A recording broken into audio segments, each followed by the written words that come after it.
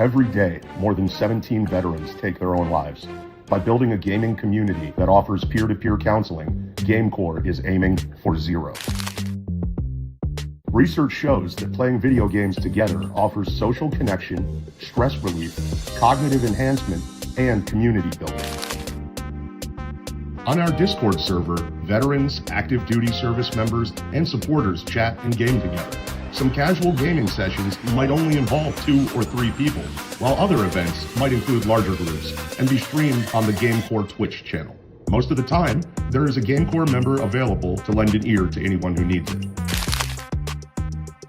Join the Discord server. It's free. We are an inclusive community and we don't require anything of our members. If you want to be more involved, there are always opportunities to volunteer.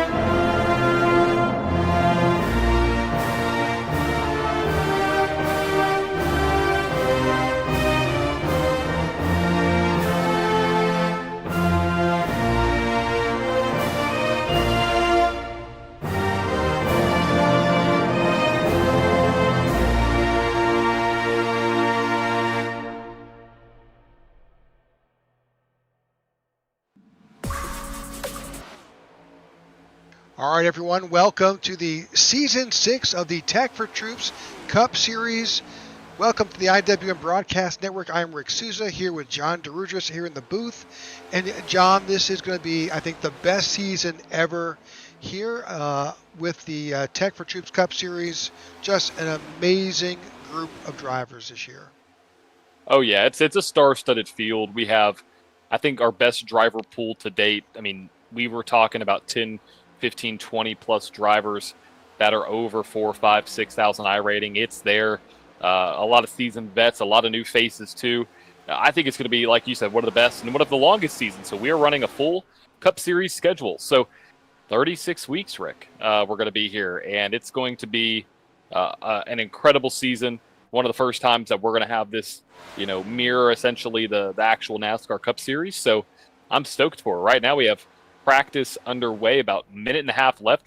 Some drivers practicing their pit stops, and some drivers taking it 3 wide. All right, and unfortunately, that's the result of what happens 3 wide. Well, luckily, it's just practice here in iRacing. But number of drivers and familiar faces on it. Just a minute left to go. So. Before we get to qualifying, and why don't we cover maybe, John, your keys for tonight's race? Yeah, let's do it. So it's Daytona. It's a super speedway. Anything can happen. And I think a big thing here when you're looking at the race is staying in the lead draft. That's key number 1. You got to stay in the lead draft, especially if some of these races go long and you have to have green flag pit stops. I think that's going to be kind of the name of the game tonight. It's going to be some green flag pit stops, especially when you have 100 laps here at Daytona. We're going to have roughly about 27 to 30 laps per gallon, may push 32 if we have a lot of fuel saving plus drafting. So you got to stay in the lead draft. 2, you have to have teammates here. In this next-gen car, the way that these cars race, you have to have teammates or friends or somebody that's going to go with you, because if you don't, you're kind of running independent. You don't want to do that. You want to have friends, whether it's a manufacturer, whether it's other teammates, whether it's just, other people that are around you at the right time that that you can trust. And 3rd, pit strategy. I think it's going to be a big pit strategy race, especially when we have green flag pit stops. I think that's going to be huge. And getting on pit road with people, getting off pit road with people, staying in the draft, staying in line with somebody else, I think that's going to be so key to getting and winning here at Daytona. And again, Rick, we got to remember, this is a win and you're in kind of situation for the playoffs. So if whoever wins tonight is going to be locked in and their season's, set. So we'll see what happens as we have qualifying just now taking place here. 2-lap qualifying for this event tonight. No duels. So we will be doing traditional qualifying. They'll set the field. All right, let's see if we can bring up a driver that's currently qualifying now. I think we've got Luke Bullard, who is on the track. We've seen Luke before. And bear with us with our graphics, folks. Oh, there we go. Well, while Luke's on the track, why don't we go ahead and cover the conditions for tonight's event? Sure. So 78 degrees outside with 80-degree track temperature, so not too shabby there. 100 laps. There are 40 available spots for tonight's event. No more, no less. So 40 drivers will be attempting here at Daytona. Pit road speed is 60 miles an hour. There are no quick repairs, so if you get in a wreck, you are kind of stuck with that damage. 5 sets of tires here probably won't matter a lot, but what does matter is that 75% fuel. We calculated about 27 laps per tank. That means you have to stop at least 3 times in this event. And it could go up to about 30 to 32, depending on if you're in the draft. I know I was practicing for the INRS series last week and running in the duels, and we were able to get about 30 to 31. And that was even with cautions. So we'll have to see what these guys can do here with the fuel strategy. But right now, we got about 3 minutes left of qualifying as the sun sets here in Daytona. Yeah, we're thinking, some initial calculations. It could be, if you're stuck. If you're at the front, you're pretty much pedal to the metal all the way around.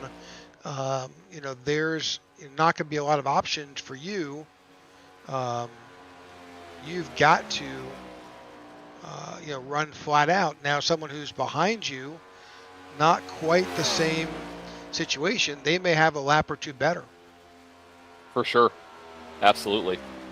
And that's the thing here is if you're out front, I would never want to lead and be out front because I know I'm going to be, short on fuel comparatively to literally everybody else in the field. And that is going to be a strategy game that, you may have drivers not want to play or drivers that do want to play. And so being up at the front, while it kind of alleviates you from all the pressure and all of the chaos, you're wasting gas. So what do you care more about? Not getting caught up in a wreck or saving fuel? That's a big question here at Daytona for the first, really 98 laps. Absolutely. All right, we also have a lot of teams here, so let me bring up the new team situation here. See if we can bring that up and cover that in the last 2 minutes here of qualifying. Let's see if we've got the team information. We do. So that may be a little bit hard to read. Let me try to take our camera elsewhere, see if we can get a different look there. So we've got a number of teams. There are 8 teams comprised of 4 drivers each who are battling for the team championship. We may have to change the color of that back graphic there to make those pop out a little bit more, but we'll bring that up. So a number of drivers out there. We're kind of looking forward to what they can actually do. We've got some tremendous guys who have some great experience here. So looking forward to folks out there, especially what we can see here at the IWM Broadcast Network.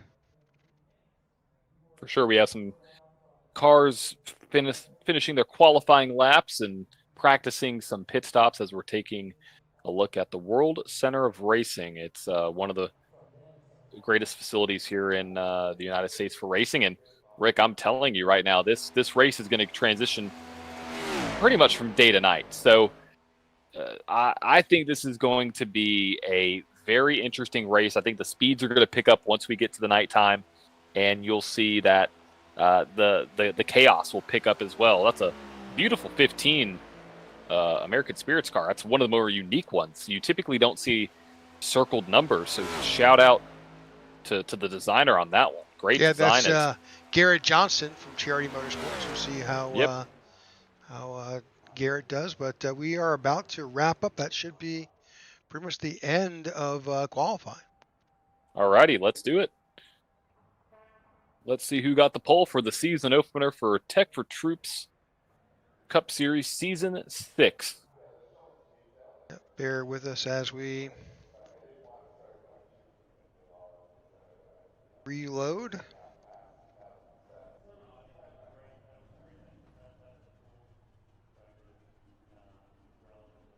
Oh, alrighty. Something just happened. There we go. There it is. Alrighty. So this is your starting lineup for tonight's Tech4Troops Cup Series season opener, Daytona 250. We have on pole Wyatt Gray in the number 71 with Aaron Bruner to his outside in P2. Mike Kelly starting in third. David Brown starting in P4. Dustin Coggin starting in P5 with, well... Yep. That's just wonderful parts of our graphics tonight. Let's see if we can try and bring that back up. There's only 5 drivers in the field. No, there we go. All right, so Kyle Smalley, driver there in the number 51. He's starting at P6. Marcus Adams starting in 7th with Alex Laney starting in P8. Austin Call starting in 9th with James Lowe. Team Rocket Racing starting in P10. Maxwell Caldwell is in 11th. Rodney Uberpacker to the outside in 12th. We are still hung up here. Let's see what we can do about this. Well, in 13th, it's be Ty Bostic. Andrew Pileshi will be in 14th. Scott Simley will be in 15th. Todd Merkel in 16th. Sammy Harrell will be in 17th. Justin Lewis in 18th. We've got 19th is William Karen, and 20th is Travis Murgard. In 21st, I'll have to pull up the results on my end. All right. In 21st, you have Troy Torgerson. In 22nd, you have Greg Stone. 23rd, Cody Sturgill. 24th, Christoph Hall. 25th is David Watts. 26th is Luke Bullard. Garrett Johnston, 28th. Maurice Barrett, 28th. Philip Vandertwick, 29th. And Justin Woody, P30, as you see the field rolling off here for the Daytona 250 season opener, with John Ledger starting in 32nd, Justin Horton in 33rd, Marco Ruby 34th. These numbers are even messed up on iRacing. yeah, it's I don't know what's going on, but bear with us, folks. We'll do our best. The graphics are not cooperating, so they just can't handle the talent that's on the track, Rick. It can't handle the talent.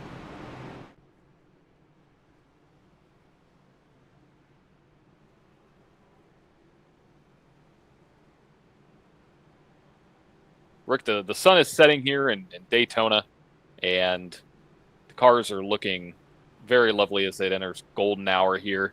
Sky is now turning into a bright pink and orange and yellow, as you can see right there in the trees and the houses behind the speedway.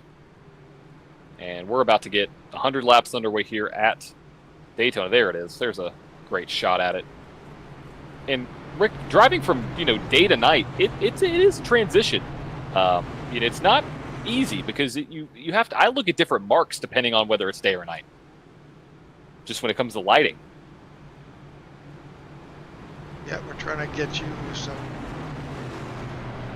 little bit of branding on the display. Bear with us, folks. Well, we may have to call this radio style, Rick. We'll see.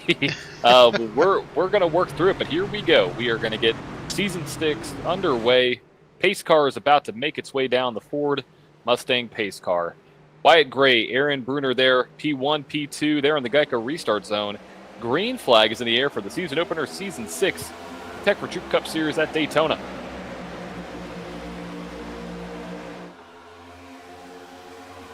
Field now making their way down into turn 1, nose to tail. Top row separated just a little bit, about 6th on back, as the 83 of David Brown is pushing that 4 car up to the lead and move down to the bottom line.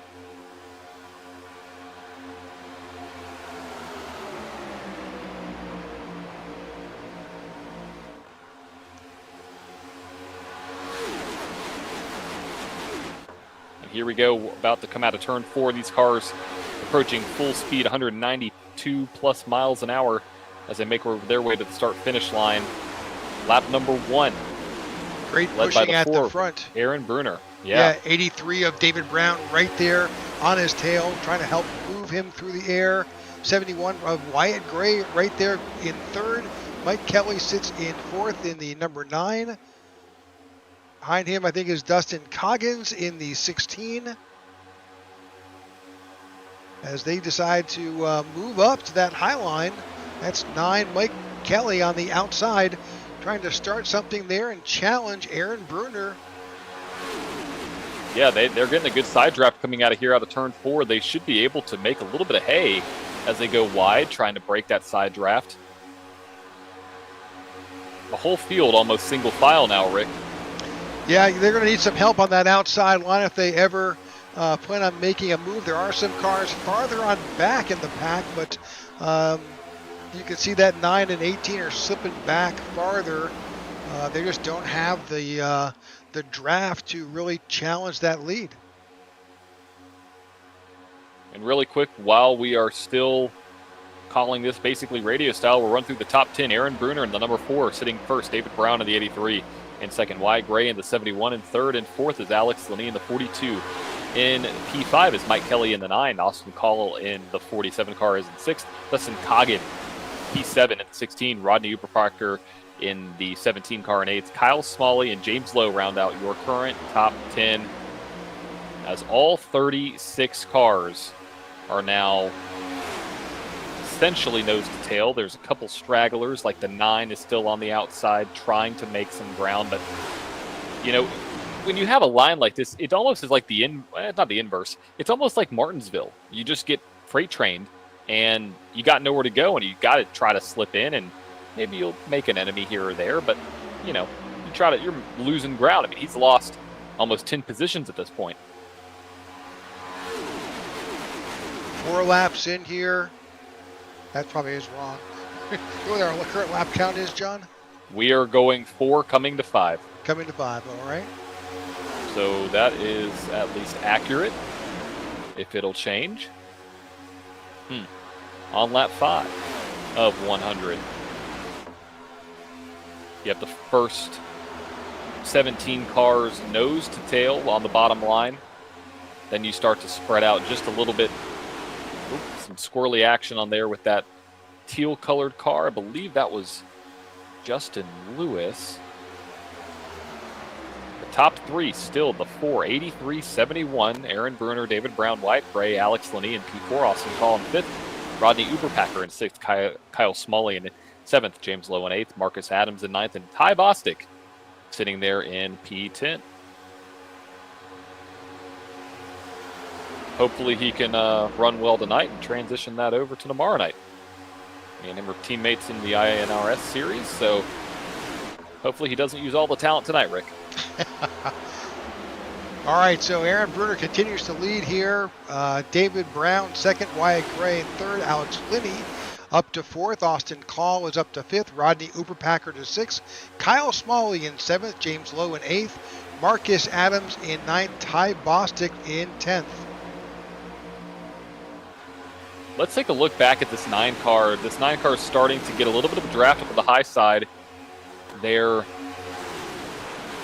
Mike Kelly's got some help behind him for sure.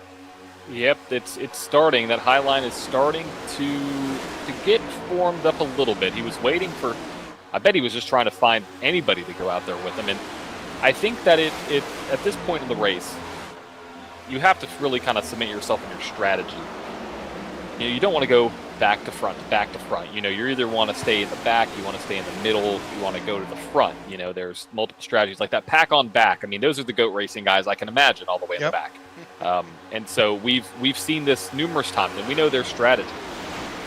But if you're back there with them and you want to make your way up to the front, you can't make your way up unless you have a strong pusher. So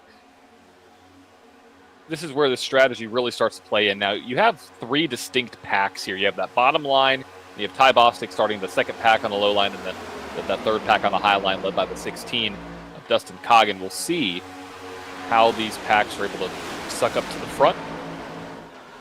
Yeah, they definitely had some momentum. The 16 of Dustin Coggin moved up there, putting the 9 of Mike Kelly behind, but they've got enough cars to challenge. Now the key is to get organized. As you can just see by that shot alone, you're not organized. In fact, with that, the 16 of Dustin Coggins is in no man's land. He's wound up in the middle with no help, and he needs to find a home.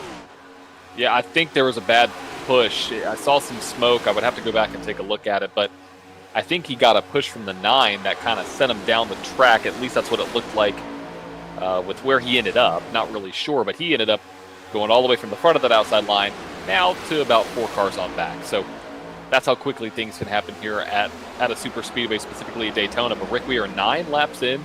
It's a 100-lap event. We expect pit stops coming here in roughly somewhere around 18 laps, around lap 27 to 30.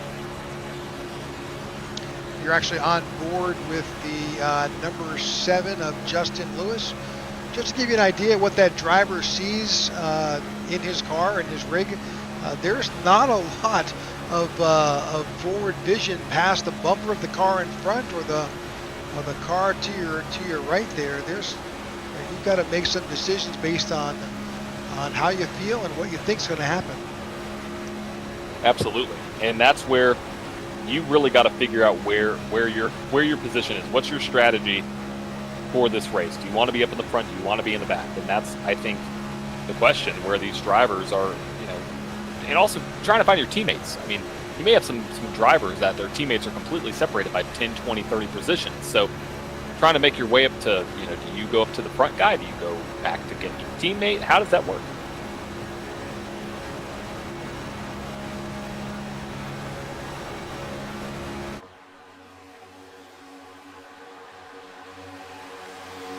All right, jumping back up front, our leader hasn't changed. It's still the number 4 of Aaron Bruner. We've got David Brown right behind. Wyatt Gray is in 3rd. Alex Linney is in 4th. But that outside line is picking up some spots.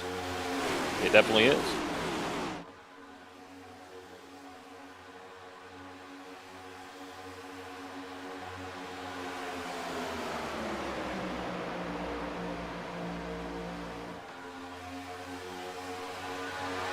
Currently on lap 11, and that number 9 is coming on the outside.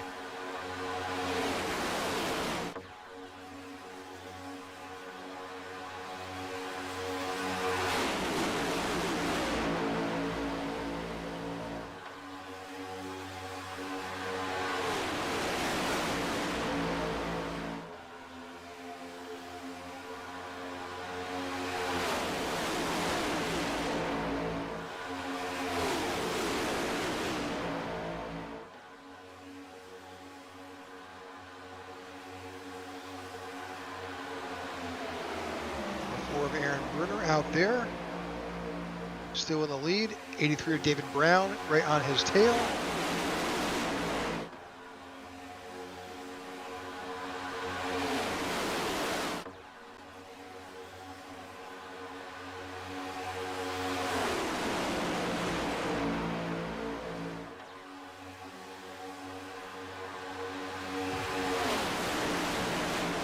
What we're seeing is, this outside line is starting to generate more cars, and it's starting to really develop into a line that is starting to work. You're starting to see more drivers. Oh, look at that! Oh, is it now up there? Are we live? I think we're good. We're for 20 seconds, maybe so. And there it goes. Again, the talent just can't keep up with all these high I ratings we got. But right now, you have that outside line trying to make its way to the front. The 9 is leading that pack. But looking on back, Garrett Johnston, Justin Horton, Christopher Howell, Justin Woody, Cody Sturgill, those guys are 6.5 seconds off the lead. You'll see them right there, just under the screen at the top.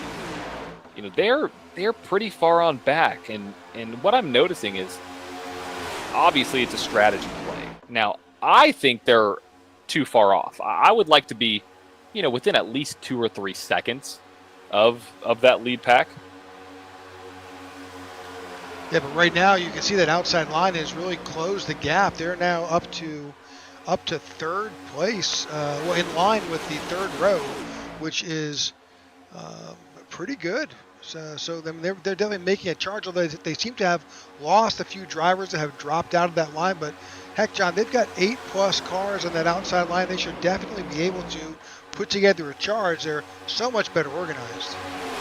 For sure. And I've noticed that there aren't a lot of aggressive pushes early on, which is great to see. Because, when you get in one of these races, especially at Daytona, pushing early on, it can help. But when you push too early, you're putting yourself and the rest of the field in danger, especially if you have a 3-car tandem. I mean, it's rough. It can be rough. So I'm glad to see that these guys are, at least in the front they're pushing, but nobody really on back versus the other two, front cars are making any pushes early on. Because again, we're 16 laps into this race. We have at least 3 pit stops. There's a lot of things to consider early on.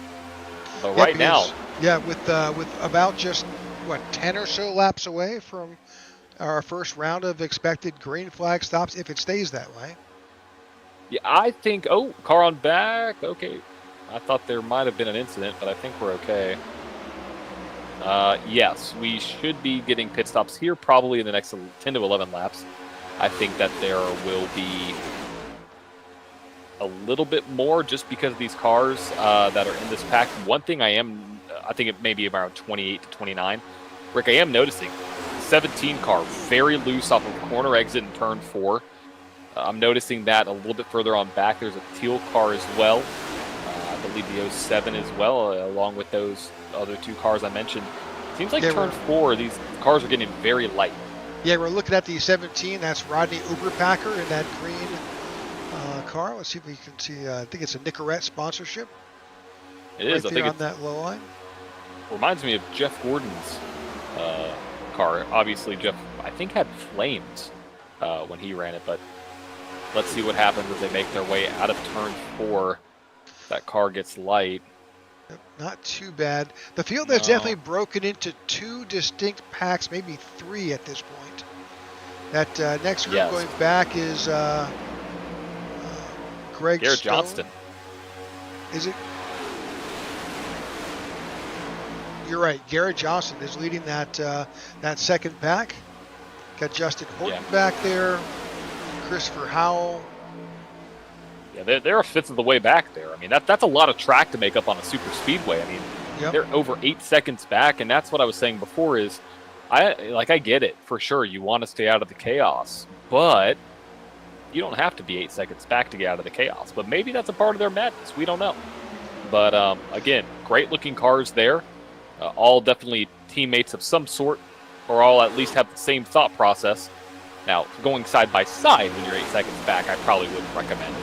But we'll see how that goes. But Rick, up front, hasn't changed. Top 3 cars, Aaron Bruner, David Brown, and Wyatt Gray has been your top 3. Alex Lee and P4 and Austin Call, your top 5, has been consistent since basically lap 2.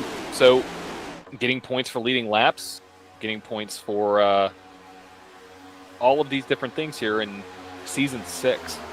And Rick, really quick, I mean, we have an amazing partner with Tech4Troops. They've been on board for so many seasons, and it's been, an honor for us to be able to put on a true full Cup season with these drivers, with Tech4Troops, and they're the title sponsor, for the whole season. So go check them out, tech4troops.org. Amazing organization helping out veterans, and we are so proud, Rick, to have them on board. Obviously, you may have seen some of the commercials that you've watched, some of the pre-race, so go check them out. Absolutely. All right, so we've got just about 10 laps to go before we start seeing some pit stops. We're going to take a quick commercial break. We'll go side by side. You won't miss a thing. We appreciate all that you do, so we'll be right back. Are you looking to add to your diecast collection? Well, visit GoatRacingDiecast.com. Explore one of the largest collections available with the options for pre-orders, new inventory, and the GOAT's personal collection for over 25 years. There's an option for every level of hobbyist. Ship direct. Personal custom diecasts are available. Shop the GOAT Racing merch store. And if you're a driver, apply for a sponsorship today. Turn your hobby into a passion and head on over and shop GoatRacingDiecast.com.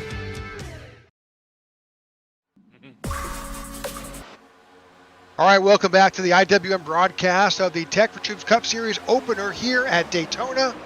We are watching the leader, Aaron Bruner, make a run past, I believe, our first lap car. Is that correct? Yeah. That is. Yep, that is Walker Thomas. Walker Thomas in the one in that blue car. He's just been lapped by our leader. So we have one lap car. Pretty late move out of Aaron Bruner there, going into 4 or going into 3 to get around the number 1, Thomas. But good drafting. I think I have to double check real quick here just to be sure.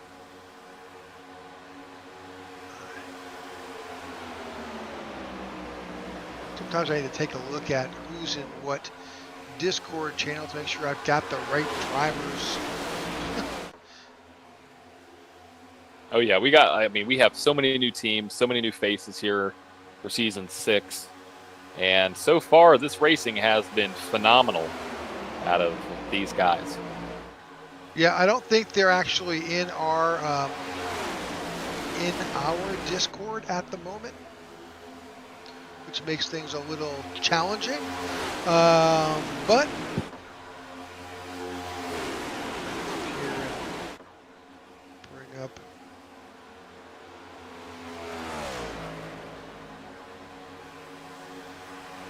So it looks like,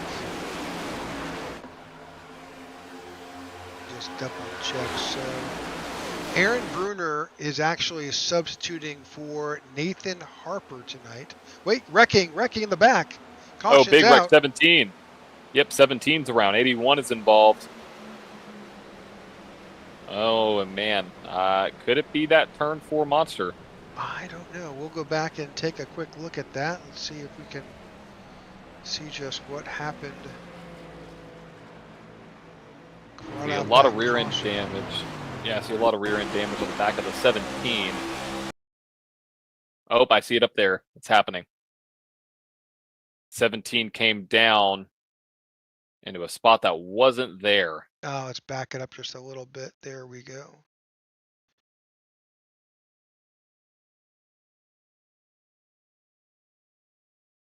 Yep, the 16 is filling in that gap. 16's there. And a little And bit a of little net net code. code, yeah, unfortunately. And he An caught odd that place. apron. Yep. Yeah. 43 Sammy gets Harrell. into him. 16 continues to spin him around. Great move by Greg Stone getting out of the way with the 31 as well. He has some cars that are about to come right here trying to avoid. 88, I think, gets by. Or 98 gets by. Yep, and unfortunately, William Corinne, does get a little bit of that, but not terrible. All right, so we got our first caution lap 24, which actually it's not bad. We're seeing pretty much the entire field now coming down pit road. Yeah, I mean it's a perfect time. No reason to try to extend it anymore. Got to come down and get some fuel, and let's see who's going to win. 4 completely blew through the stall. Yeah, so did Justin Lewis in the 70 as well. So super surprised to see some of these guys taking tires. Yeah, that 4 is going to be. Is he held? I think the 4 is being held, Rick. He may have been held. Check for penalties. I know it looks like he was okay. No penalties on my side. Okay. Very long pit stop, though, for that number 4. Yeah, that's going to cycle him way back in the standings. on this restart. All right, 25 laps down. 25 in the books. That puts you with a new leader out front. This will be David Brown, who will be in charge of this restart. Now, in this league, the leader has his lane choice. I'm guessing he's probably going to stay right where he is. I would assume so. All right. Knocking a little wood here. Our gremlins seem to have maybe gone out. This is our first broadcast, and there's always a little bit of gremlins that come back and tend to bite us.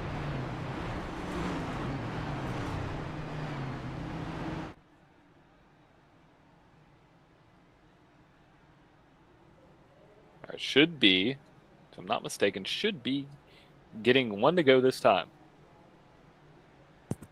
Our drivers seem to be kind of forming up a bit. A few stragglers. Let's bring up that track map to see just how far back a number of drivers. Not too bad, but that 81 is probably going to get to, he needs to pedal his way around to that other side.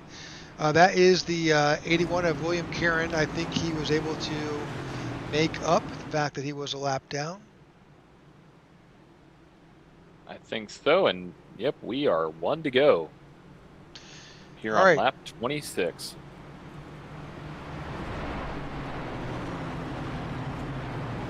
We appreciate all of you who have tuned in for this live, and for those of you who may watch later on replay, we thank you for staying here in touch with us and being here for our opening race of the season here on the IWM Broadcast Network.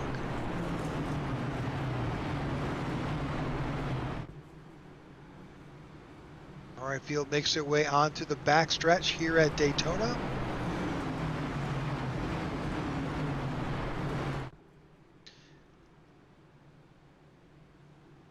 So as John was saying earlier, this league this year will mirror the NASCAR schedule. However, there will be a number of races where, in the best interest of viewership and racing, we may sub out some of those tracks with some more competitive ones that these guys can run.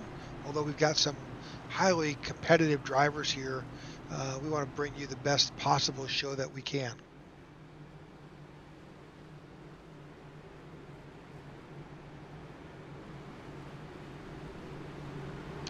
All right, pace car should be dropping off momentarily.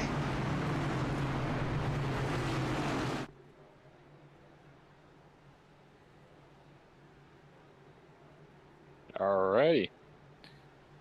Field is making its way out of turn 4. We're all stacked up again.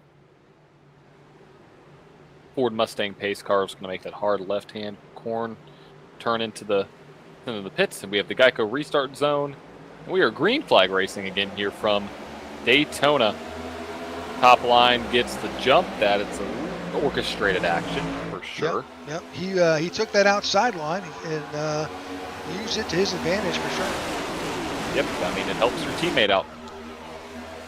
As we start to see the field already trying to get single file again.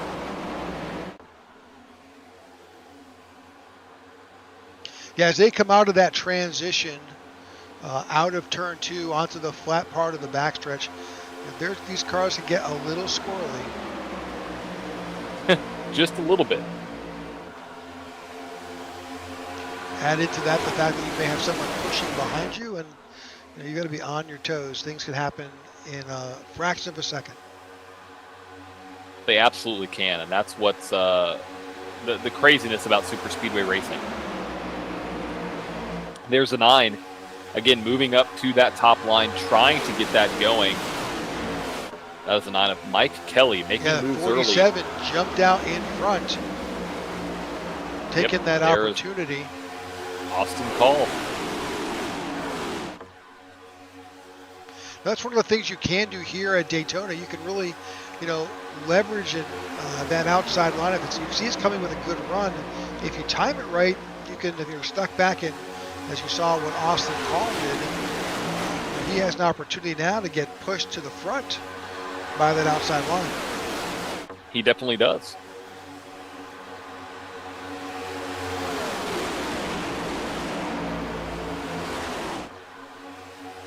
lap 29 right now. As we continue here at Daytona. Again, thanks for tuning in to the IWM broadcast.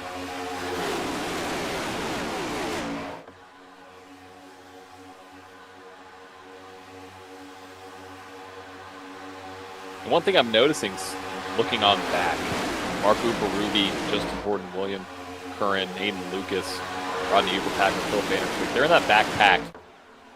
And some of that original pack is back up to the main pack. So definitely some strategy play here for some of these cars. Even 30 laps into the race, a third of the way through. Yeah, that line, those 6 or so drivers right there, they've got a lot of potential to get back up there. My only concern is that they're really not staying as together and as in line together as they need to work their way up in the draft. No, they're not. You see the 18 pushing the 99 right there, the 34 now pushing the 18, and that's a recipe for disaster. It's not great. It can work on a straightaway, but you have to be perfect. Like, there has to be so much trust built up, and they're going to try it again right there maybe. There has to be a lot of trust built up. I'd be careful if I was the 18. He actually just came on the radio. I saw him pop up on iRacing side. But yeah, there's a lot of trust that goes into that process of if you are, the car that is being pushed. If you get pushed too, it's a lot. So we'll see how that plays out. But right now, Rick, back up to the front, 31 laps complete. David Brown, Alex Slaney, Wyatt Gray, Marcus Adams, Ty Bostic, and Sammy Harrell, your current top 6. And the ever-changing top 6 is we now have that outside line. Sammy Harrell is making his way. This is the first time the outside line has actually been able to keep up with that front car. There's a lot of push. Yeah, he got a big shove from the 47 of Austin Call. Really upset the rear end of that car, but he held it together. Again, as you said earlier, when these guys are coming off 2 and 4, super easy to get squirrely, and unless you're locked up, it's going to be a little sketch. It definitely would be. It is. Right now, a little nervous for this front pack. That's all I'm saying.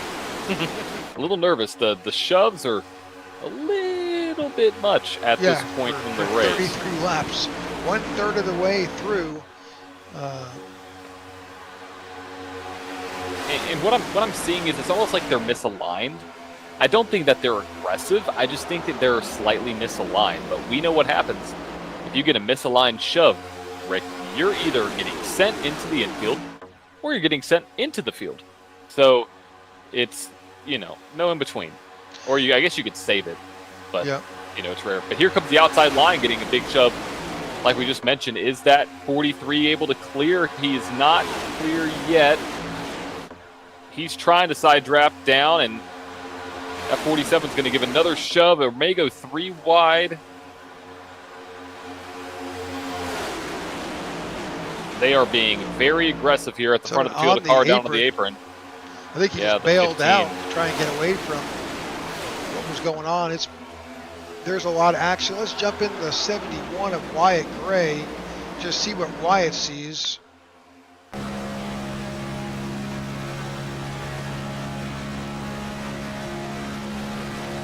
See the 43 up in that right-hand corner, and the 47 right there of Austin Call. They're battling side by side with the 83 of Brown and the 42 of Lenny right there. They're going to trade some paint there for a bit. Absolutely. And you're seeing these sudden movements out of Wyatt Gray's wheel. That's actually a technique. It's you'll see it in the corners. Kind of sawing on the wheel a little bit. See right there. It's I'm not a fan of that strategy personally. I like to keep the wheel as smooth as possible. Yeah, I like smooth. it just takes like small bites out of the turn. Yeah. So it works. He's sitting up there right now in the third row. So it obviously is a strategy that can get the job done. Obviously depends on what wheel you have, all these different things, and the force feedback in the wheel and all of that. So it's interesting to see how these drivers will tackle this 2.6 mile, actually 2.6 or 2.5? 2.5. 2.66 is Talladega.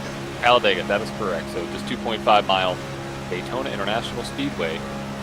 Lap 36 complete here of 100. Appreciate everybody for tuning in. If you haven't already, make sure to subscribe. It's a little button down to the bottom right-hand corner if you're watching this on a browser. Watching this on your phone, still in the bottom right-hand corner. Hit the subscribe button so you don't miss any action here on the IWM Broadcast Network of the Tech4Troops Cup Series or the INRS Series, which is starting out tomorrow, the Daytona 250, both mirroring the actual Cup Series schedule. So catch your races on Wednesday night, catch your races on Thursday night, and see the full-length race on Sunday on Fox and all the fun different providers we got. All right, 37 laps in here at the Tech4Troops Cup Series here in Daytona. Just some great racing tonight so far. David Brown has pushed himself out, got a little bit of a gap, but that outside line is pretty much a freight train. We're pretty much for this front pack. Well, I actually want to rephrase that. With the exception of two cars, the 64 and the 81, we are just one large group continuing. They are, and I mean, it's a pack. It's a very large pack. A pack of 37 cars ready here up in this front pack. So I mean, it's the field. This is the field. So well, the unfortunate thing is that they're about to run down at the next couple laps the 64 of Cody Sturgill, and they're going to have to really think about how they're going to where that 64. Where they're going to catch him and how he's going to be able to hopefully stay up on the high side and allow these two rows of cars to cleanly get by him. yes, because at Daytona, you can run 3 wide, but it's not as wide as Talladega. And, you know, when you get 3 wide here at Daytona, especially in this tri-oval section, it gets hairy. It gets really, really tough. You have to have a lot of awareness to be able to do it, and especially when you have a lap down car, that's when all, you know, chaos just absolutely breaks loose. So, but right now, giving you your top 10, Sammy Harrell, David Brown, Austin Call, Alex Wilney, Mike Kelly, Wyatt Bray, Dustin Coggin, Marcus Adams, Aaron Bruner, and Ty Bostic. Your top 10. Oh, we are 3 wide. 3 wide for the lead. That 47 was like, see ya. We have a couple more takers. Now trying to go 3 wide. This might be not too good. Brick, there's pushing. It was a good move by Austin Call, though. He really was able to leverage his run out of the corner. Oh, contact there. Yeah, we had a push on corner exit from whoever was behind that 9. Now we're going to be 3 by 3 by 3 here at... Oh, he came in, but they were wrecking. Well, maybe not. Oh, he saved it. I think that was the 4 that worked his way. Well, he's right now in the middle right now and come back. Yeah, the 4... don't know where exactly he was going. The 31 was there, and that just completely separated the track, or the field rather, throughout the track. Everybody survived, so everybody did a good job. There's one car that is blinking on the apron. You may hear us talk about that. That's pretty much a connection issue with that driver and his rig and iRacing, and unfortunately it manifests itself in that car winking in and out and sometimes just disappearing. Yeah, great driving, though, by everybody in that to keep their car going in the right direction. The 9, the 4, the 31. Shout out to all those drivers for keeping their cars moving forward here at Daytona. Now 41% of the way through. Well, this field is finally about to catch up to that 64. You can see that GOAT Racing driver. He is up on the high line. That's Cody Sturgill. Looks like he's, as you expect, these guys are smart guys. He's doing his best to stay out of the way and then hopefully find a spot that he could drop back in the field and not lose any more time. Well, he's going to catch these guys at the absolute wrong time. 3 wide in the tri-oval. Got to keep it up there. They made it. And now into turns 1 and 2, a little bit not too bad, as long as he stays up high in the marbles. And he finds a spot to dip back in, and here we go. And that is the excitement right there. But what it's done is moved the 16 all the way up to the front. Oh, a little bit of contact with the 4. You know, Aaron Bruner has made his way back up after cycling back and getting a long pit stop. There was an issue with iRacing. Someone had posted that it made the 4 do a second stop, so somehow that impacted him. But hey, he finds himself right back up at the front. Yeah, he's aggressive. He's moving his way back up through the field. So, got to watch out for 4 car there. Aaron Bruner doing a great job as he has the 88 of Christopher Howell back up into the front. I guess I have to say Howell is on the prowl.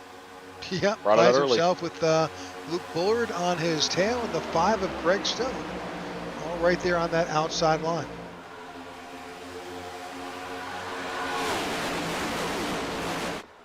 Got a little bit of a check up there on the inside. Not as big of a push. Now the outside is becoming the preferred line. As we make our way now to lap 44, we'll see if the leaders will make hay down at the bottom or if they're going to stay up top. And this is where strategy really comes into play. Well, there goes Luke Bullard and the 5, leaving the 88 all by himself.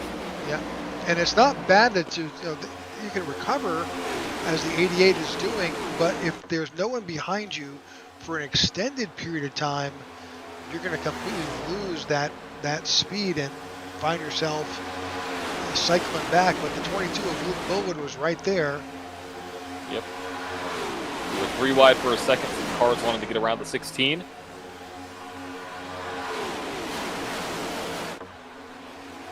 All right, we're going to take a quick commercial break, but again, we'll be side by side. You won't miss anything. Thanks for tuning in to the IWM Broadcast Network. Hello, my name is Jack Raymondson. I manage business development here at Tech4Troops, and I'm my 2nd year with this amazing veteran nonprofit owned and operated by veterans for veterans. I served in the U.S. Marine Corps as an amphibious assault crewman from 1992 to 1996. I also served in the U.S. Coast Guard from 2002 to 2007, joining after 9/11 as an operations specialist, then serving as an instructor at Coast Guard Training Center, Yorktown. I also spent many years as a first responder volunteering as an EMT and fireman. I'm here at Tech4Troops because I believe in our mission to empower veterans and their families with the gift of computers and technology training, as well as our outreach to help curb veteran suicide while providing a safe and meaningful community where veterans are treated with respect and dignity. We are aiming for 0 veteran suicide through gaming and other program opportunities. We help veterans regain a new sense of purpose and help them see they have a brighter future ahead of them. It truly is an honor and my pleasure to serve my fellow veterans and help give them a leg up. 2024 is Tech4Troops' 10th anniversary year, and I ask that you help us support our veterans and their families with a computer donation and or greatly needed financial contribution so we can help every last veteran in need. Together, you and Tech4Troops can be change makers. Thank you. All right, welcome back to the Tech4Troops Cup Series on the IWM Broadcast Network. We have seen a number of drivers head down onto pit road. You saw Wyatt Gray, David Brown, Scott Simley, Mike Kelly, Aaron Brunner, Alex Linney, and a group of the GOAT Racing guys, Christoph Hall, Maurice Burnett, and Sammy Harrell, all ducked down onto pit road that time. That puts Luke Bullard and Ty Bostic, both Southern E Motorsports drivers, up at the front. Yes, it does. Let's see if we get another group of drivers down pit road. No, but yep, move that 22 to the front of the field. First time we've seen him at the front of this race. Yeah, so that was very interesting. You know, we try to do our best to keep up with with pit strategy and timing. So the whole field came in at lap 24 because of that incident. We had them pegged for about 52 lap to go back in, but a number of drivers, as we indicated, approximately 10, decided to come in a little bit early, probably sticking to their team orders and team plans based on the number of lap and not so much by the yellow flag that came out on lap 24. Exactly. Which is interesting because either way, you're going to have to come down one more time. Like whether you pit now or you pit 7 laps.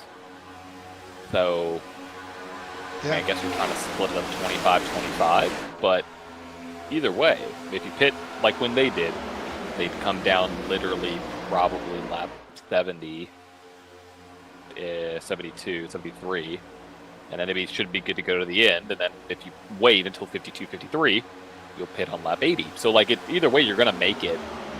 I guess just deciding when you want to get in, but we got the Dadalorian number 22 up at the front with Christopher Howell in the back, Greg Stone in third, Luke Buller in fourth, and Troy Torgerson sitting there in fifth. Ty Bostic out of Rockingham, North Carolina. Nope, that is not Austin Cendrick. That is Ty Bostic. All right, we have reached the halfway point here at Daytona with the Tech4Troops Cup Series. Again, thanks for tuning in. We appreciate your support. And we've got a long season ahead of us. We've got 36 or so races here. We've got an all-star break. We have all kinds of fun with the Tech4Troops Cup Series. And then we get to do it all over again. Different drivers, different league. Tomorrow night, we will be here at Daytona again for the iNASCAR Racing Series, and my co-broadcaster decides he's going to move into the car tomorrow night, so we'll be calling it with Jeff Needy here in the booth. Fantastic. I can't wait to hear the race back, and all I'm saying is if we're as good as Ty's being right now, you may hear you may have to talk about us a lot tomorrow night because he's up there in second. I'm going to do whatever he's doing. Well, the issue is that we're starting all the way back in 38th and 39th, so we've got a lot of ground to make up. But yeah, decided to jump into the car for the INRS. I'm going to run. Well, I think this is one of those tracks and one of those races where it doesn't really matter where you start. It's trying to find a way to catch up to the lead pack and staying relevant. That's the key. Yeah, for sure. Absolutely. And that's going to be part of my strategy with him and with John Ledger, just trying to get us all grouped up. And John actually has the best track position out of all of us, so we're going to try to meet somewhere either in the middle or just find a way to get all grouped up and then hopefully be there at the end of the race and all battle for a win and lock one of us in at Daytona. But right now, we got a little bit of a 4-car breakaway from this main pack. Gap, yeah.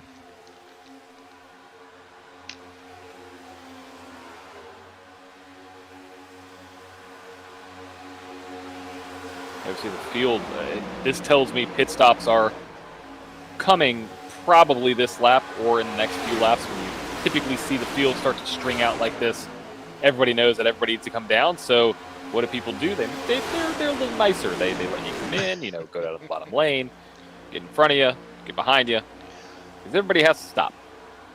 Probably the nicest you're going to have the field be in this race. Yeah, I'm guessing that we're going to see a good, my math says this is the lap that we'll see people come in, but you never know.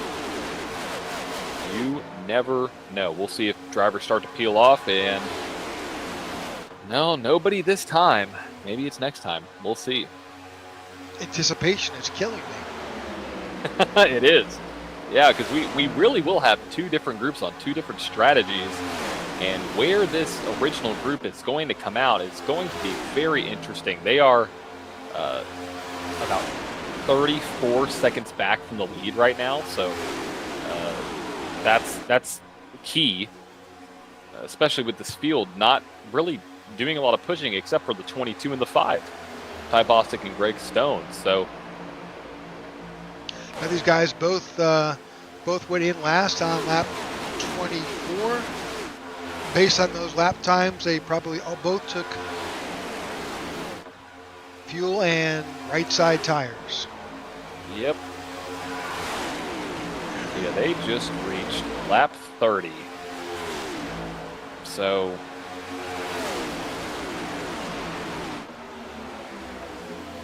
we said somewhere between 27 and 32 was our math. I'm getting word that we will be getting pit stops this time from the leaders. So right at about 30 to 31.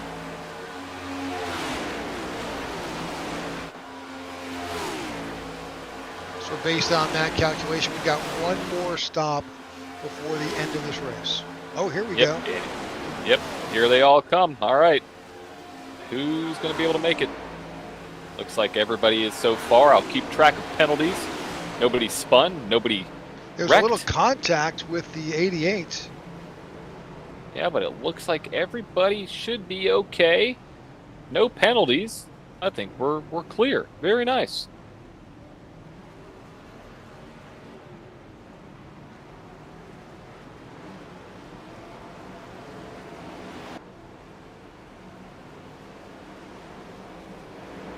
Now here, everybody gets out of pit road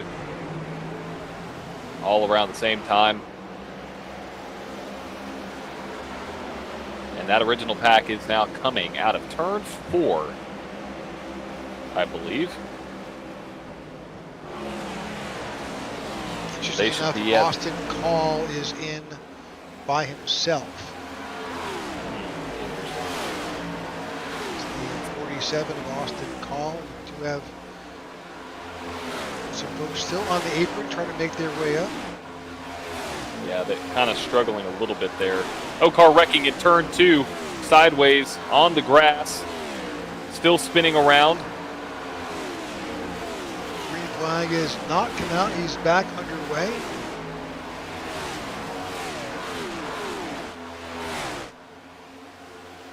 '27 car, like black Garrett flag. Johnson. Here comes the 51 and a few other drivers down pit road.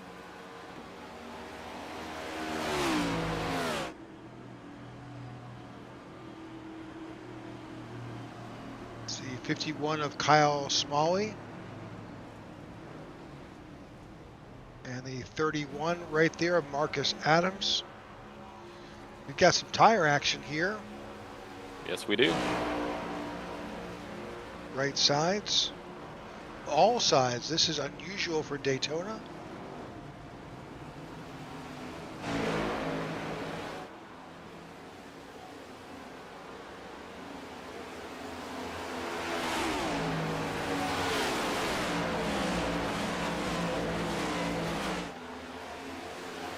All right, so that's your lead pack. The 71 of Wyatt Gray finds himself out front with David Brown, Scott Simley, Mike Kelly, Aaron Bruner, Alex Linney, Christoph Hall, James Lowe, Kyle Smalley, and Andrew Palaci is now in town. That's Cody Sturgis and David Watts on the outside. Both those drivers are lapped down.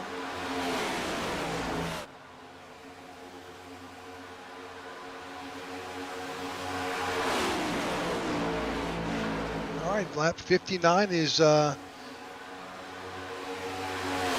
in the books here.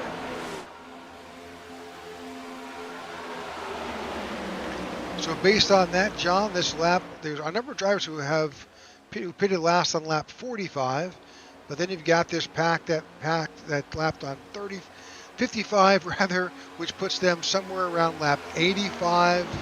I'm guessing they'll probably short pit and get in there quicker. Yeah, we are now in the midst of this strategy game, and it's all going to be a big question mark, a really big question mark into who's going to be out there at the end of the race. Now, going off of this strategy, it looks pretty solid for the 71, the 83, and the 11. They've been able to have a faster pace than the other cars. So, and they were originally some of the first leaders that we've had. So that's a big thing. Oh, we got a car smoking. I think it was a little bit of a push. Either way, all good. So I would watch out for these guys. I mean, they've been able to run faster laps. It's been consistent. I mean, looking at some of the fastest laps that were run, looking at actually just last lap for these drivers, Wyatt Gray ran a 47.2. Christopher Howell ran a 47.3. So, with that being said, these drivers are trying to make their way through. Now, a caution would derail all of it. Yeah, but I mean, Wyatt Gray's last lap was a 46.74, just a half a second off his best at 46.27. So, really, there's this group, as often happens when you have a round of pit stops like we have under green flag conditions, and you can see with the track map, there's now groups. The field has broken up into some distinct groups. It has, and the big thing is, it really is, I think, the lap before going into the pits and the lap coming out. Because if you can shove your teammate or shove that car out even, a tenth to 2 to 3 tenths, and you don't lose anything coming on the pit road, and you do the same thing and push that car till the red lights come on, when you get out of pit road, that's going to mean so much when it comes to the delta between you and the other packs. And I think that's where the race can be won and lost. And right now, I mean, it's clear. Look at that, a 7-second gap. Ty Bostic, who was in second place. So it's definitely playing a big factor. So what that tells me is that they somehow gained 7 seconds on the other drivers. So they're doing something right. From that, they're right down the middle of the tri-oval, and that second pack was just coming off of turn 4. Oh, car wrecking 7 sideways in the front, right in front of the field. No caution. That just completely disrupted that pack, though. I don't know what happened to the 7. We may need to go back and take a look at that, because that 7 car was all but wrecked. Oh, there you go. Why? Yeah, it was a shove out of turn 4. And that's really no fault to the 94. He's trying to get those 2 cars up there, and a little misalignment here, comes back down. Yep, got light. I'll give it to Justin Lewis, though, to be able to save that car. Well, there's a pack coming right now, Rick. Like, he's about to turn back into the pack. If you look behind him, you see a pack of cars right here. Wow.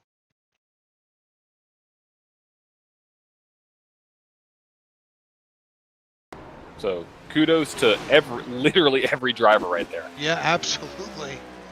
Heck of a job to the field here at lap 64. Fortunately, that has impacted the 7. He is way off the pace and by himself. Yep. Although he's got the 2 of Todd Merkel back there. Hopefully they can connect up. Yeah, and that's the thing. You gotta be really efficient here at Daytona, especially in the draft. And if you only are a 2-car tandem, you gotta push that car that you're working with as much as you can until those red lights come on. Then you gotta switch. I like switching in the middle of a corner, and then basically, flip-flop that where he's pushing you now. So one thing I am noticing. Go ahead. I was going to say some great examples of bump drafting here with the 71 and the 83. Yes, I was literally about to say that. That they're on display, and even though they've been the most, I think, you're looking at the top 6, some of the most aggressive, but also some of the most, clean driving we've seen. You can be clean and be aggressive at the same time, and these drivers have stuck together all race long. The 71, the 83, the 11, the 9, the 4, and the 42. I mean, they have all been together the entire race. He's riding right now inside the 83 with David Brown. You can see him Tapping on the bumper. Tapping is probably the most the lightest way you could put that, but there's definitely a bump there a couple times on the backstretch as he tries to stay right on the 71's tail.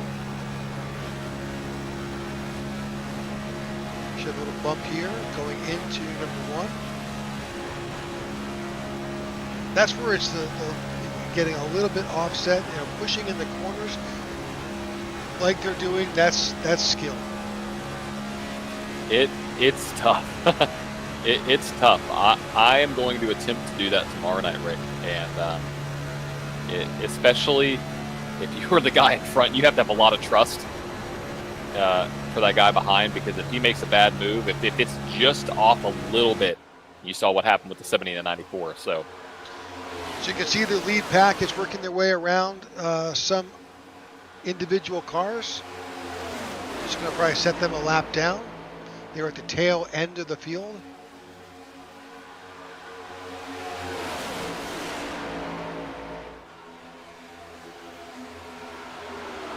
The 15 and the 18 are doing what they can to kind of hold on to it.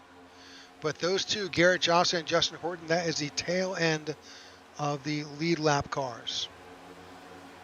it is. And looking at this, Rick, you still have, Christoph Hall, James Lowe, Marcus Adams, they're still losing time to this front pack. And so that tells me that being out front is extremely important, especially being out front with teammates. And so thinking about strategy and whatnot and how this is going to play out, I think that caution came out at a great time for some of these drivers to change up the strategy a little bit. So, because what it's telling me is unless that second pack can somehow make up 8 seconds here in the next 30 laps, which is very doable, they're going to have to make it up on pit road. There's going to have to be something that is,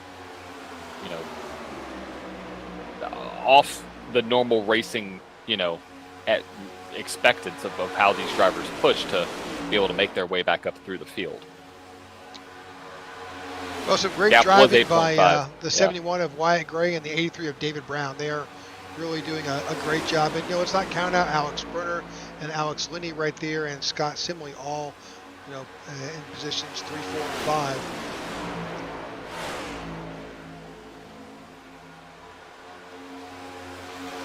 Now they have a bigger pack up there with the lap down cars, so that's just going to help them out even more. I mean, I expect them to come down pit road here probably in the next 4 laps or so. And looking back, that gap is now 8.4 seconds. It was 8.5 seconds 2 laps ago. We had a little bit of chaos that caused that gap to increase just a little bit. That's just a great run here. Amount of space, but pretty much at this point, anything past lap 71, we believe that crew anybody can come in, top off the tank, and they should have enough to make it to the end.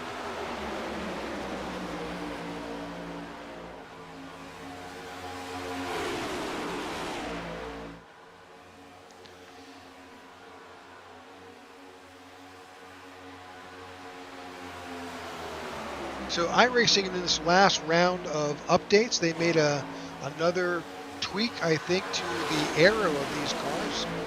I haven't heard a lot of drivers talk about the changes, but I'm sure the drivers on track are feeling something. It may be why we got a little bit of squirreliness out of turns 2 and 4. Yeah, so one thing that I noticed when I was running in the duels is that the side draft is incredible. Even if you're not, if any of the car to your outside is even at, you're barely at your quarter panel, you're gonna get, kind of sucked back. It is pretty crazy there. And then off of turn 4, I noticed on the back end of fuel stints where the car gets really light in the back and the car gets squirrely, and that's where a lot of things come into play but you could adjust your steering ratio a little bit to make that, we have to put more wheel into it. I like having a little bit more of a sensitive wheel, just from a preference, just because I like having control of the car. If something goes crazy, I can maneuver it without having to turn my wheel a lot. But yeah, the cars seem very light off of exit on a light fuel load, as we see a couple lap down cars now right there. But yeah, it's really light on the fuel, and then pushing in the corners, you can do it. It's very easy to do, but doing it well is the key. Like, you could push somebody, like you're seeing right now with the leaders, the 83 and the 71. I mean, they're a great example of this. They've been able to do a great job and push through the tri-oval. It's doable. I mean, it reminds me of kind of the Gen 6. Or would it be Gen 5? It might have been Gen 5 where you could have those two-car tandems. Is that where it was? Gen 5 COT era? Yeah. Where you could push somebody around the track because the front bumpers were flat. The rear bumpers were flat. I mean, everything on the car was flat surface. So you see the lead driver, the 71 of Wyatt Gray. They are running down that next group. That's Todd Merkel and Justin Lewis. They are at the tail end of the lead lap. They are. And they're doing everything that they can to keep their way down there. But we got pit stops. You got to be clean. That red car's coming in really hot. That's David Brown, Wyatt Gray, Aaron Bruner, and Alex Linney all on pit road. Yep, This should that be is their scheduled last stop.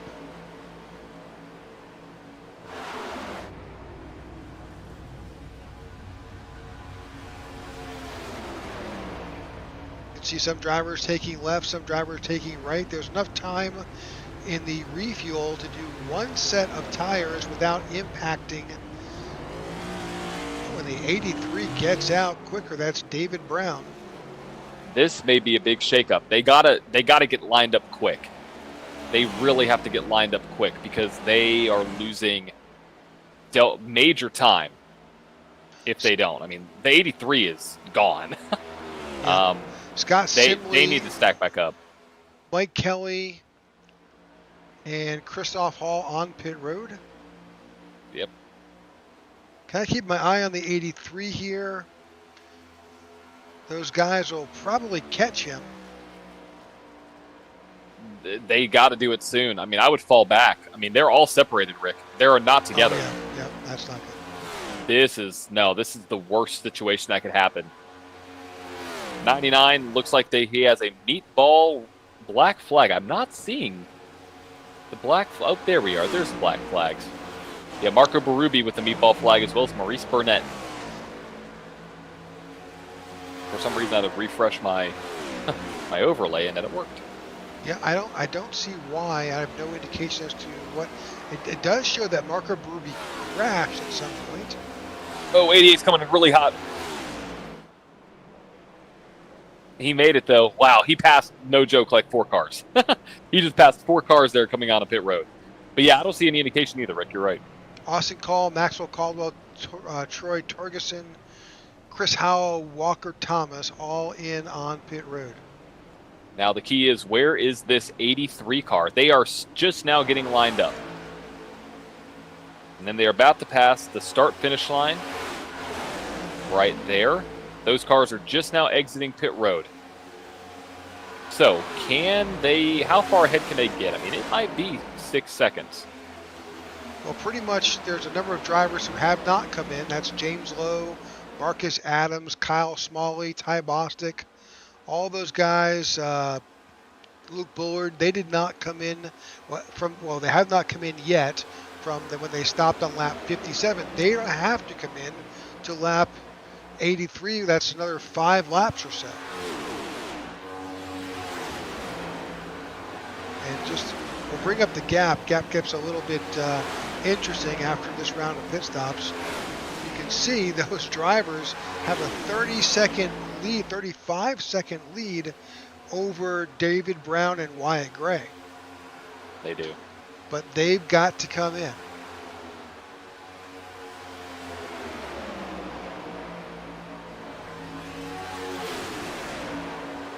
Now the question is, when you come in.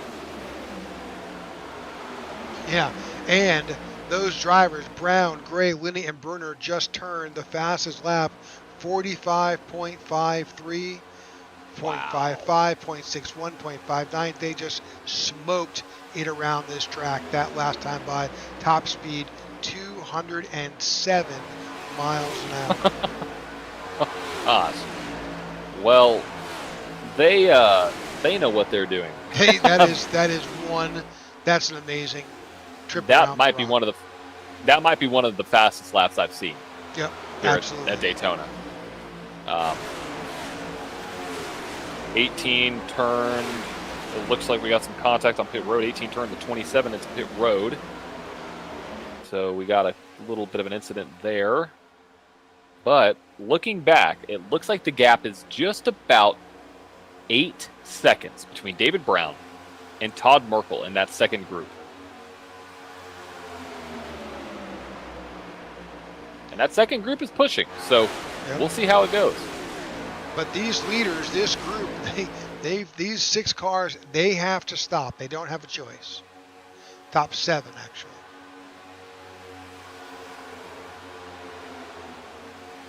And the times, they're not losing much time at all to that second pack. Right. It's consistent. All right, we're going to take a quick commercial break.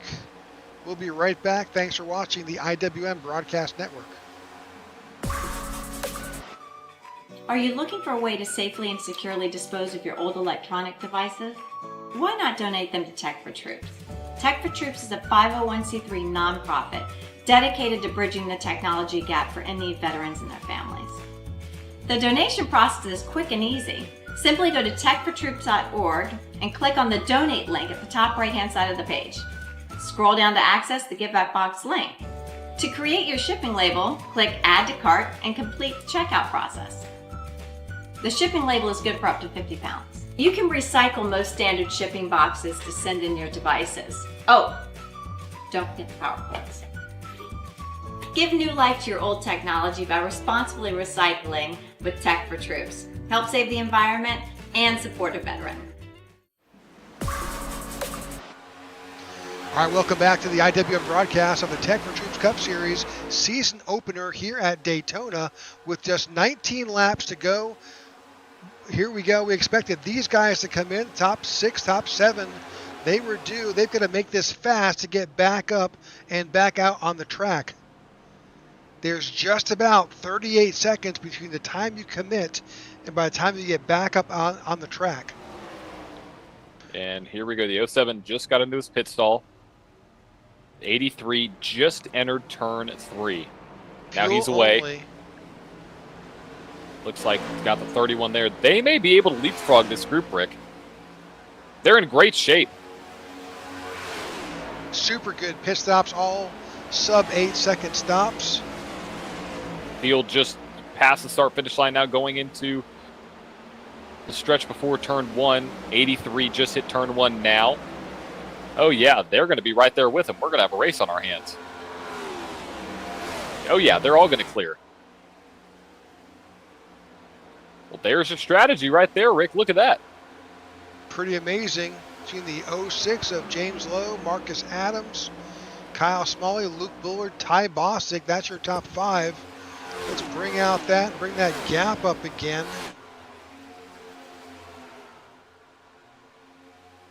Yeah, they've got a couple of seconds on that pack. So if they can get organized, I think that's their challenge. They got to get organized. They do. Yep, and they're trying to pass right now. I don't know if that's really necessarily the best move. You have 2 cars. Now you're going to get bogged down side by side. Yeah, I think those are lap down cars. That's, I think that is Mergard in the 6. Having John Ledger in the 19. Yeah, those guys are both a lap down. Yeah, see, now that's going to create, I don't know if I would have gotten by those cars there. I would have waited for the 2 cars right there coming behind them to be able to make that pass because they're losing valuable time. But now you have Luke Bullard there. You have the 51 of Kyle Smalley. Ty Bostic now on that high line. That is now 2.1 seconds ahead of this group. Yep. That group that's right there, those Todd Murgaard and John Ledger, that forced that lead pack to run on that high line. Yeah, and they're not clear just yet. There goes John Ledger behind the 22. Going to leave Murgaard there on the bottom.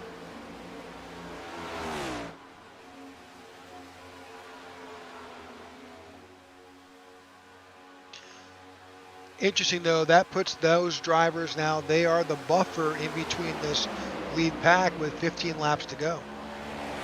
Yeah, I mean, it's going to have to come down to the pushing, I think, for these lead cars. And the 98, the 4, and the 71, really the 83, the 71, the 42, and the 4 have probably been the best pushing cars that I've seen at Daytona in a while. Yeah, it's a whole team. It's a whole effort. They've done a great job. They know how to push. Now, the question is, their strategy didn't work out as well. But also, remember, they took tires, Rick. They took tires. So they did. So, like, that added a few elements on to the, maybe a few seconds on to the pit stop that gave them up the lead. But very impressed from these front five.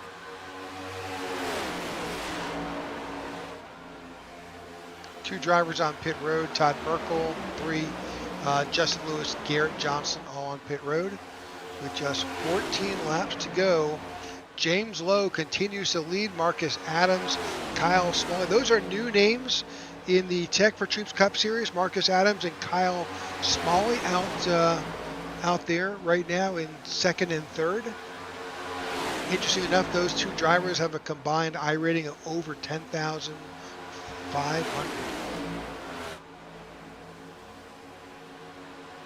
That second group switched the front car. I believe that was a strategy decision to try to get them further up to the front. That 83 was out front for a while. Now you have 42 pushing the 71. Yep, that's almost Wyatt Gray and Alex Linney. It's almost a 4-car tandem, Rick. It's crazy. I'm watching them on this other screen. It is wild to watch. Bringing them up. This is the second pack. That's trying to run down your leaders, the 71, the 42, and the 4.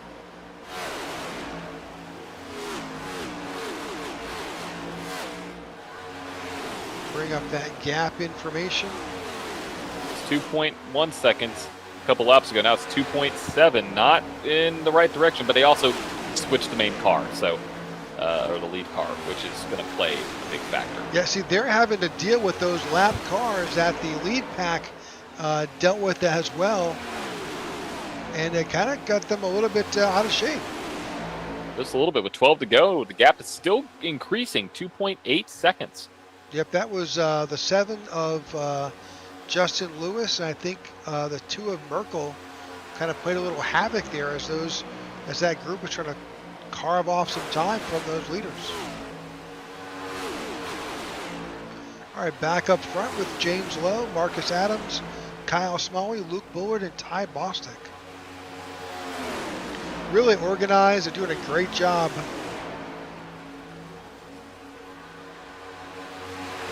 Not allowing those other groups to catch up. They're putting in some good times.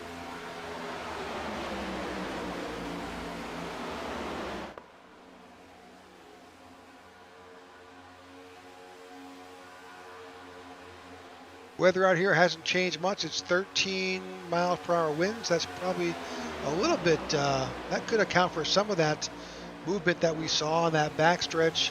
Temperature is solidly 77, air temp 79, the track, so typically a cooler Daytona, but of course we are here under moonlight here at Daytona.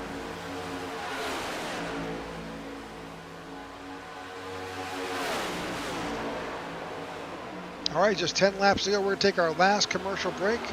We'll be right back again side by side. Thanks for tuning in to the IWM Broadcast Network.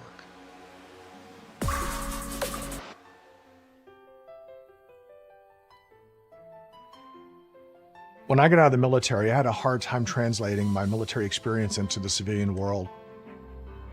I'll be honest with you, if it wasn't for my wife, I probably would have been that homeless or impoverished vet. But it can be easier with the right support. I'm Mark Casper, and I'm the Executive Director of Tech4Troops.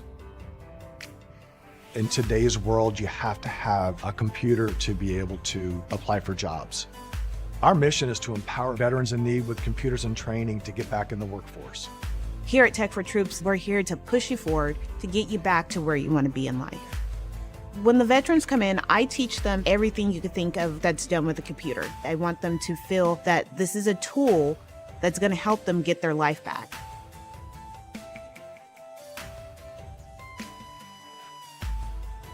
I went into a kind of a deep depression.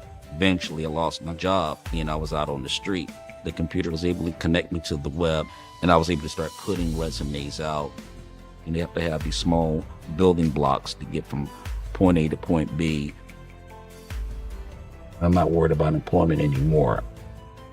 The need is great, and we want to be able to support our veterans across the nation.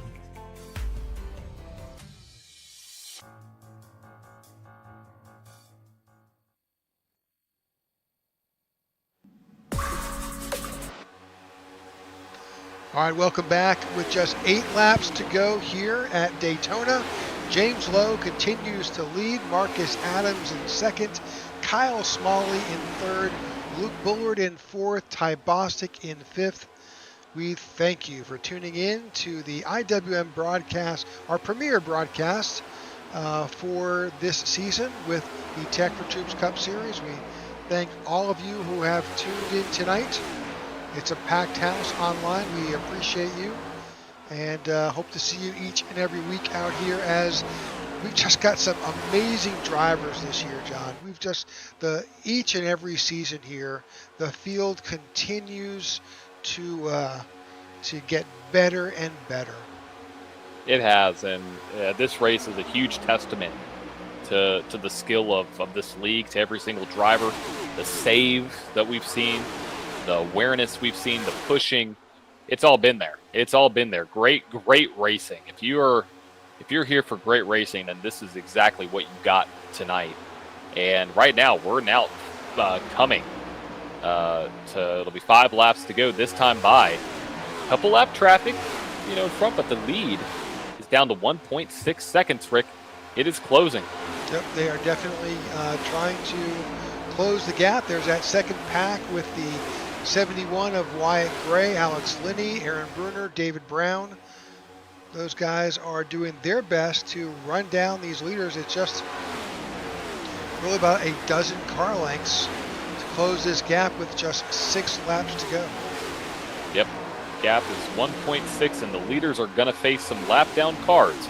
Now, once that bubble breaks about 1 second between the 22 and the 71, that's when I would start to get worried. Now, the gap is about 1.4 right now, but I would start to get worried once it starts to break that 1 second to 1.2 second gap, because then that back car can start picking up the draft of the front car, and then this pack will close up in 2 laps tops. But still, 5 to go at the line. This is the hardest part right here, John.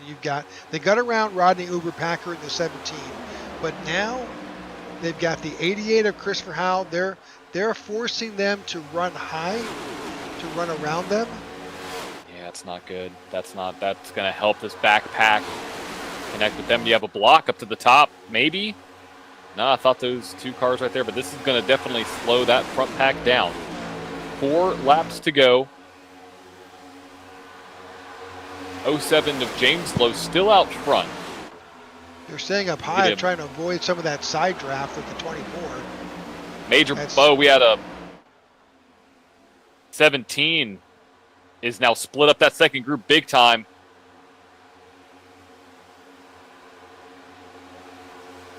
Oh, it is all. Yep, they did not. I don't think they really wanted the 17 to run that low line. They basically forced him down to really get on the apron. Yeah, so now it's looks like it's almost becoming every man for himself, but here they come back down and pick up their two teammates. 3 to go at the line. Rick, what's the gap? Gap now looks at... Got all kinds of information here. Gap is still about 2.5 seconds between Alex, Linney, and your leaders. They got a haul. I mean, they have to go. Like, if I were these guys... Oh, we're wrecking it back off the backstretch. Car on the wall. That's a 98, I believe, of Christoph Hall getting turned. Just the circumstance of pushing. Don't know if that's going to brew a caution, but that might be the end of the day for these cars on the back. Green stays out. He's got wreckage. He's got damage. Yeah, he should be able to make it back. That right front is gone. Yep. We're looking at that now. Yeah, he'll be making it to the back end. 2.5 is the gap. But Rick, let's go to the front pack here with 2 laps to go.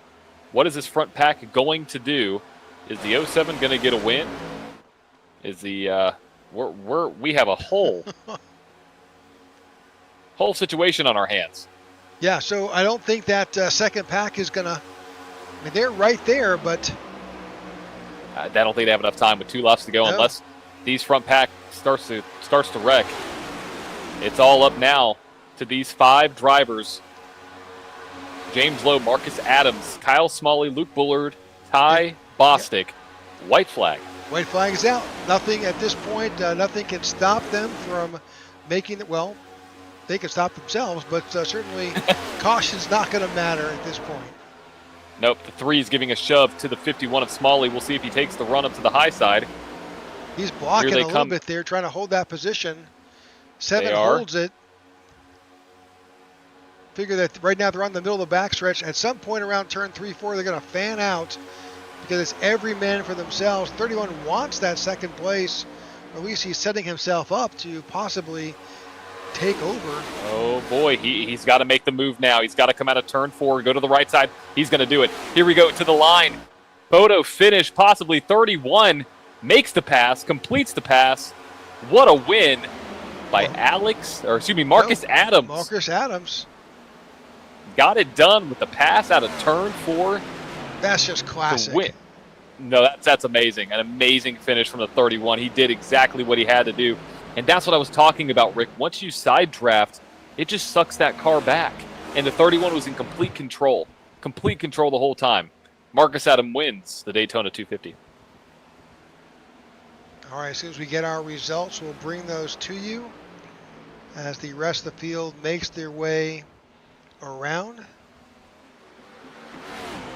And stay tuned, we'll have driver interviews post-race. We'll interview Marcus Adams, your winner, James Lowe, who finished in second, and Kyle Smalley, who finished the 2 in out third. of the 3 new guys. Yeah, that's amazing. Making a name for themselves early on here in the Tech4Troops Cup Series. All right, we've got results. All righty, here we go. Race number 1, season opener for the Tech4Troops Cup Series, Season 6 of Daytona 250, won by Marcus Adams, a rookie here in the Tech4Troops Cup Series. James Lowe in second, Kyle Smalley finished in third, Luke Bullard in fourth, Ty Bostic in fifth, David Brown in sixth, Alex Linney in seventh, Aaron Bruner in eighth, Wyatt Gray finishes in ninth, and Mike Kelly rounds out the top 10. All right, in 11th finishing is Andrew Palesci. Scott Simley is in 12th. Maxwell Caldwell is in 13th. Walker Thomas in 14th. 15th is Austin Call. 16th is Greg Stone. Troy Torgerson is in 17th. In 18th, you've got Travis Murgaard. Sammy Harrell in 19th. And Christopher Howell in 20th. In 21st, Dustin Coggin. 22nd, John Ledger. 23rd, Philip Vandertwick. 24th, Todd Merkel. 25th, Justin Lewis. 26th, Justin Horton. 27th, Garrett Johnston. 28th, David Watts. 29th, Rodney Uberpacker. And 30th is Cody Sturgill. Finishing in 31st is Christoph Hall after that incident that we just saw with just a few laps to go. Marco Berube in 33rd. Maurice Burnett in 34th. William Karen in 35th. And Aiden Lucas in 36th. And I think Marcus Adams just blew up his engine celebrating his victory. Heck, I would too. I would do it too. All right, let's go ahead and bring in third place, Kyle Smalley. All right, Kyle, congratulations. Heck of a race tonight. Yeah, that was fun. Good first showing for our team. Absolutely. So this is our first time talking to you. Welcome to the Tech4Troops Cup Series, and congratulations. Tell us a little bit about your strategy going into tonight's race. Yeah, I'm glad to be with you guys. It's a great league so far. Strategy was, I saw those guys pit off early, so I knew they were gonna just try and take a short pit stop there, get a huge lead, and then go single file and try to get a bigger lead on us. But once me, James, and Marcus got to the lead of that second pack, we just started pushing the crap out of each other, and we were moving. So I told the guys, I was like, we should just stay out, run it dry if we can, and then pit, and then we should have to take as much fuel as those guys that pit first. And luckily that got us out into the lead after we pit, and then we were set to go and just keep pushing each other. Well, it certainly paid off. There was, we were watching that previous group that was tailing behind you with Linney and Bruner and Gray. They just couldn't get there, although they ran some great laps. They were just a fraction of a second back. Yeah, once you have two people that know what they're doing when they're pushing, it's really hard to catch up on a gap like that. We're really impressed with your last pit stop. You guys did a great job of getting in together. You came out a little broken up, but you figured out a way to get back together. Yeah, I didn't enter my pits the way I wanted to because Marcus was pitted right behind me, so it's hard to see my pit sign. But so I came out a little bit behind Marcus and James, but Ty and Luke, they pushed me up forward to Marcus and James. We got set up again. There you go. All right. Well, congratulations on your finish. Any shout outs tonight? Yeah, I just want to give a shout out to Marcus. Even though he's not on the team officially on this league, he's still a part of Balls Out Racing. So I want to give a shout out to everyone at Balls Out Racing.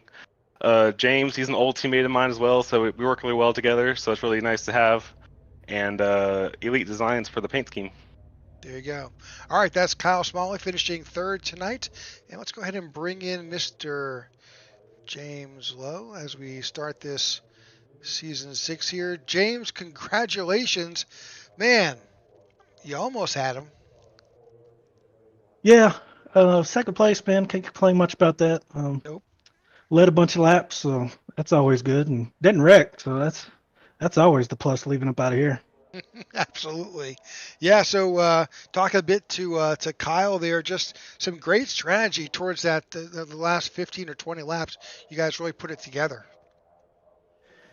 Yeah, I was at the start of the race, I was a little worried about what exactly I would do because it was just me and Chris, and so I was wondering myself how it would all work out, and then I saw the Balls Out Racing guys, and fun fact, I used to be with Balls Out Racing for a bunch of years, so I know them guys quite well. So we all got in line there, and with no communication whatsoever between them and me anyway. I mean, we just it was like we never stopped racing. So yeah, we just hung together there and pushed like hell, and it all worked out. That's great. Well, yeah, you said it before, to take the first, second place in the first race of the season. That's just a great start to your season, and certainly we saw your success last season. We kind of, you were one of the guys to watch. Yeah, hopefully we'll still be one to watch. I don't know. We got a bunch of fast guys in here now, so we'll see how that works out once we get to a track that you actually got to kind of drive a little bit. But next week's not going to be the case. Atlanta, I think, is what it is. So it'll be another super speedway showdown. But yeah, once we get to the good tracks that we actually have to break for and do all that kinds of good stuff, we'll see where we shake out. All right. Any shout outs tonight, James? Yeah, like think about Mary Alice and our boy Chris Worrell. I know he's out there watching. Also, Marcus and Kyle, appreciate them working with me. Hopefully we'll get to do it again here in the coming weeks. But you guys broadcasting, always put on a good show. Can't wait to watch it back. You got it. All right, that's your second place finisher, Mr. James Lowe. And with that, we'll bring into the broadcast booth your winner for tonight, Mr. Marcus Adams. Marcus, welcome to the show. Howdy, how y'all doing? We're doing great. This is your first race here with this track Tech4Troops Series, and you did it in a big way. Yeah, I wasn't in the league until this morning, so it was very, very surprising to be in the league, but it was a lot of fun. I had a lot of fun racing with James. We used to be teammates, and he can hold the line better than anyone. Well, congratulations on your win. Yeah, we were just talking with Kyle and James about, that last pit stop strategy. And, we were looking back through the lineup and those guys behind you, the Alex Linney, Aaron Bruner, Wyatt Gray, they were running some fast laps, but you guys held it together. Yeah, I knew once we basically took control of the pack with me pushing, I didn't really think that. I mean, I was pretty confident we would not get caught and get past. They almost did catch us, but thankfully we had a good enough pack to hold them off. You got it. Any shout outs tonight, Marcus? Yeah, you guys for the broadcast. I will go back and watch it after this. Tech4Troops, James, Balls Out. Even though I'm not on their team in this league, technically I am outside of the league. And then Elite Designs. Got it. All right, there's your winner tonight. John, any comment? Just want to say, congrats to the top three. Fantastic race. It was one of the best ones we've had here as a season opener, and excited to see what the rest of the season's going to bring. We have Atlanta coming up next week, and just a reminder, it'll be every Wednesday here on the IWM Broadcast Network, starting at 9 p.m. Eastern Time. Rick, I love Daytona. I can't wait to be on the track tomorrow night. I'm excited for it. All right.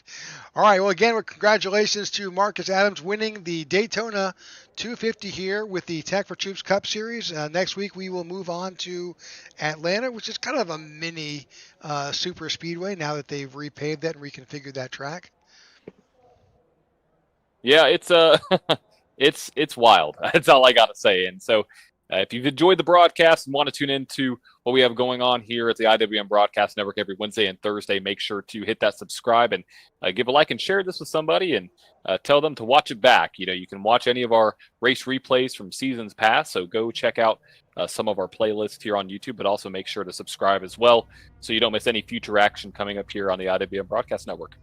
All right. Well, from John and myself, again, thanks for tuning in. Congratulations again to Marcus, and we'll see you tomorrow night if you're looking for a race to watch with the INRS Racing Series.